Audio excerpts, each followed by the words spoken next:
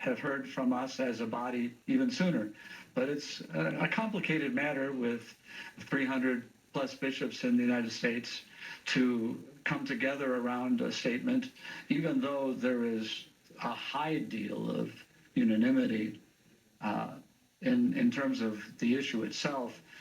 To come together on the words is challenging, and we undertook that process at our last meeting. Now, I should note that President Trump is not mentioned by name anywhere in the statement, but this is in response to his policies and his approach. And his borders are, Tom Homan responded to your message by saying the Catholic Church is wrong.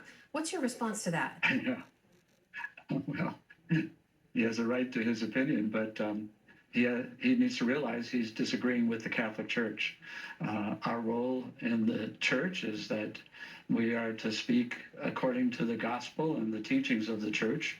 And certainly when you find this degree of unanimity between the Holy Father and the entire body of bishops of the United States, there ought to be something that causes people to look up and say, wow, this must have something to do with church teaching.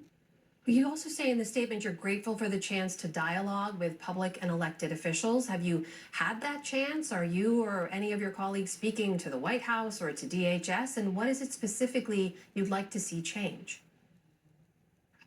Well, we're constantly seeking to be in communication with the government, and we see ourselves as having a role of conscience formation, you might say, of just speaking the basic principles that we believe that we've gotten from the gospel and through the history of the church's reflection on these issues.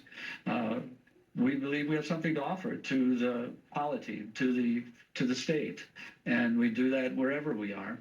So we have been in contact, but we haven't had the level of contact to this point that we would like, that we've seen in the past with the leadership of our country. If you had a chance to speak directly with someone in the White House, what would you say? Well, I'd certainly want to have a conversation with them, but we would express our great concern about some of the rhetoric that's been using, characterizing whole large groups of people and giving the impression that they're criminals, that they're rapists, and all of these kinds of things that have come along.